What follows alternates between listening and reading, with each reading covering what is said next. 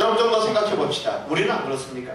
오늘 이스라엘에게 있어서 법궤는 과연 우리에게 무엇입니까? 이스라엘 백성은 법궤만 들고 나가면 될 것이라고 생각했어요. 법궤가 그대의 우상이 되어 있었습니다. 교회가 여러분들의 우상이 되지 않게 되길 예수님의 이름으로 축복합니다. 정말 중요한 이야기예요. 이 땅에 그리스도인들이 빛과 소금으로 살아가지 못하면서도 마치 교회가 우상이 되어 있단 말이에요. 교회가 우상이 되어서는 안 됩니다.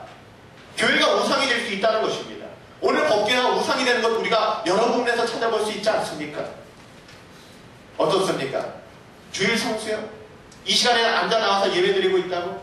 이 시간에 여러분이 하나님을 예배하고 있다고요? 그렇다고 해서 여러분들 모든 환난과 모든 어려움에서 자유할 수 있다고 생각하십니까? 그렇지 않습니다. 주일 성수도 우상이 될 수가 있습니다. 이 시간에는 앉아서 예배를 드리고 있는데 나머지 시간들에 대해서는 전혀 하나님이 기뻐하시지 않는 생각과 기뻐하지 않는 삶으로 산다면 그 사람이 어떻게 하나님의 뜻대로 살아가는 사람이라고 할 수 있겠습니까? 11조도 마찬가지입니다. 재정 문제도 마찬가지죠. 과연 10분의 1만 하나님의 것인가? 아니잖아요. 근데 10분의 1만 하나님께 드렸다고 해서 나머지 10분의 9는 내 멋대로 사용하는 것입니다. 주일 예배 이후의 시간을 우리가 어떻게 보내는가가 여러분 더 중요하다는 사실을 여러분 기억하시기 바랍니다. 율법은요, 하나님께서 주신 몽학 선생입니다. 우리는 율법의 완성이신 예수님의 뜻, 주님의 뜻을 오해하지 말아야 될 것입니다. 근데 하나님의 백성들은 여지껏 계속해서 오해해왔어요. 이스라엘 백성은 특별히 율법, 그리고 법계에 대해서 오해했던 것이죠. 하나님의 뜻 오해하지 않게 되길 예수님의 이름으로 축복합니다. 법궤를 왜 주셨는가? 율법을 왜 주셨는가? 주일 성수를 왜 하라고 하셨는가? 11조를 왜 하라고 하셨는가를 생각하셔야지 그것 때문에 시험 들고 그것 때문에 무너지고 그것 다 했다고 내 권리를 내가 의무를 다 했다고 생각한다면 우리는 하나님을 오해하는 것입니다. 그 실수가 무엇이었는가? 따라합시다. 하나님의 말씀을 주관적으로 해석하지 말자. 할렐루야. 하나님의 말씀을 주관적으로 해석하지 않게 되길 예수님의 이름으로 축복합니다.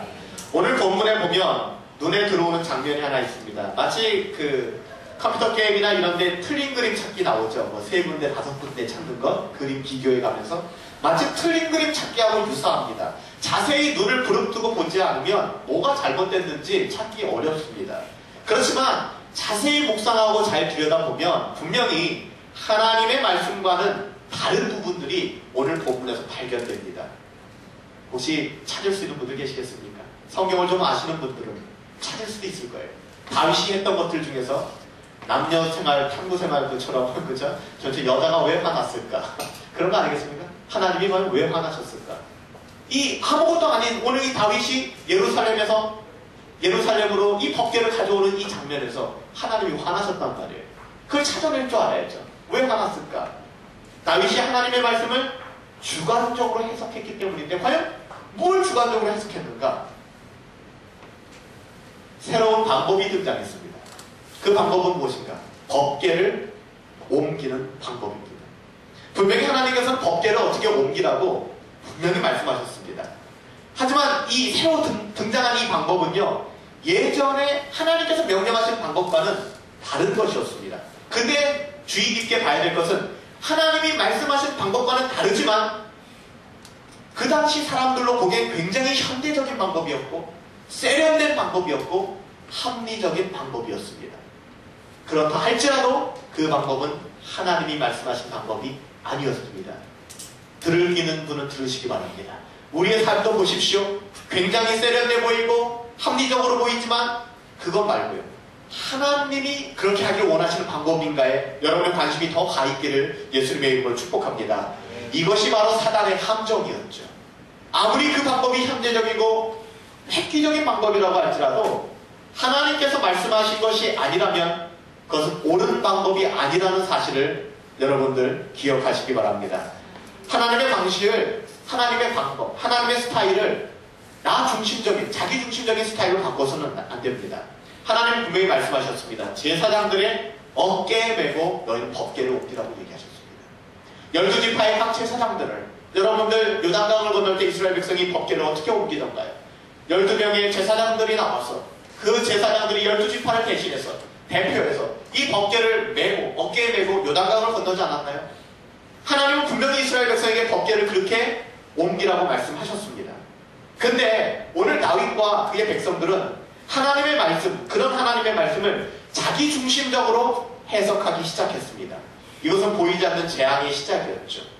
하나님께서는 법궤의 이동에 있어서는 12지파의 제사장들 가운데 대표를 뽑아 궤를 메고 이동할 것을 말씀하셨는데도 불구하고 오늘 그들은 어깨에 메는 대신에 법궤를 수레에 싣고 예루살렘으로 이동하기 시작합니다. 누구의 아이디어였는지 나오지 않아요. 휴가 갔을지도 모르겠습니다. 야, 그런 기발한 아이디어가 있냐? 대단하다.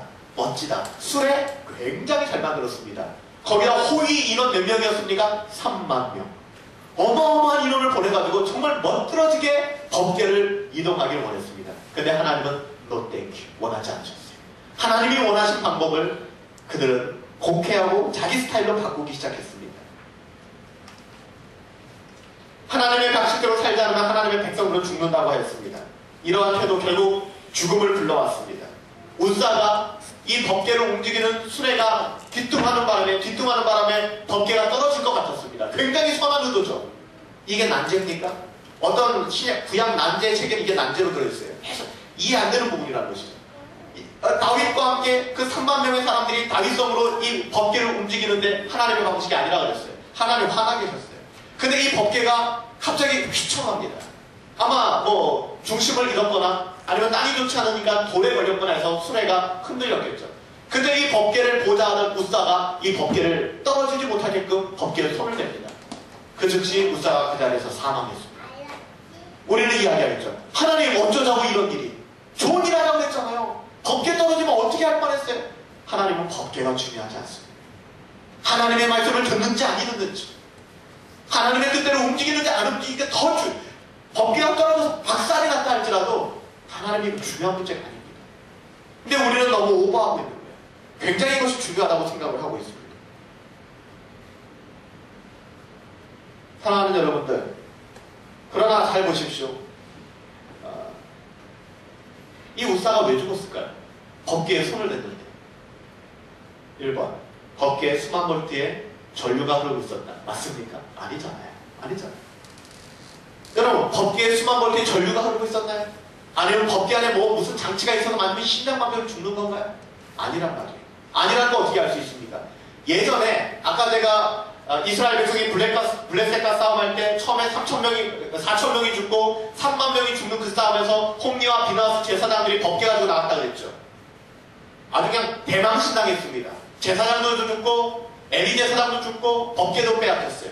그때 블레셋 사람들이 오, 하나님의 법궤로다 그렇게 모셨겠습니까? 바로 뻥뻥 참사. 이게 법궤래 자식들. 이게 걔네들이 섬기는 하나님의 임재 아니야? 들어 대충 실어 끌고 가. 그렇게 갔을 것입니다. 자기 땅으로. 그리고 어떻게 놨는지 아십니까? 그들의 신상이 있는 창고에다가 발로 밀어가지고 그냥 놨어요. 법궤. 성경에 블레셋 사람 어느 누구 죽었다고 기록하지 않습니다. 안 죽었어요. 근데 이스라엘 사람 법궤가 흔들리자 그 손을 대니까 이스라엘 사람은 죽었단 말이에요. 사랑하는 여러분들, 하나님의 방식대로 살지 않으면 하나님의 자녀들은 죽습니다. 반대로 하나님의 방식대로 살지 않는 세상의 사람들은 죽지 않는다는 거예요. 근데 우리는 여기에 대한 딜레마가 있죠. 그러니까 우리 이렇게 이야기합니다. 목사님, 사업이요? 저 사람은 저렇게 하는데요? 돈 많이 벌어요. 저도 이렇게 해야 되지 않겠습니까? 요즘 세대에 직장 생활이요? 다 그렇게 해요, 목사님. 어떻게 제가 그렇게 하겠습니까? 안 됩니다. 근데 하나님께서는 그건 원하신다. 여러분, 하나님의 방법이 무엇인지를 깨달으십시오. 세상의 방법이 아니라 하나님의 방법에 나는 익숙한가? 하나님의 말씀을 있는 그대로 나는 순종하는가? 하나님께서는 그의 자녀들과 이방인들을 다루시는 방법이 다르다는 것도 여러분이 이해하셔야 돼요. 세상 사람들은 저렇게도 잘 먹고 잘 사는데 왜 나는 하나님 이러시는가? 왜 나는 막으시는가? 왜 나는 안 되는가? 왜요? 하나님의 자녀이기 때문에. 사랑하는 여러분들, 오늘 이 법궤 사건을 통해서 전 여러분이 하나님의 방식에 익숙하시고 하나님의 뜻이 무엇인가, 이 목사의 설교에 그 자극을 받아서 하나님의 말씀을 더욱 깊이 묵상하고 하나님께서 말씀하시는 뜻이 무엇인가를 성경을 통해서 발견하시고 또 순종하며 살 수 있는 그런 저와 여러분들이 되기를 예수님의 이름으로 축복합니다.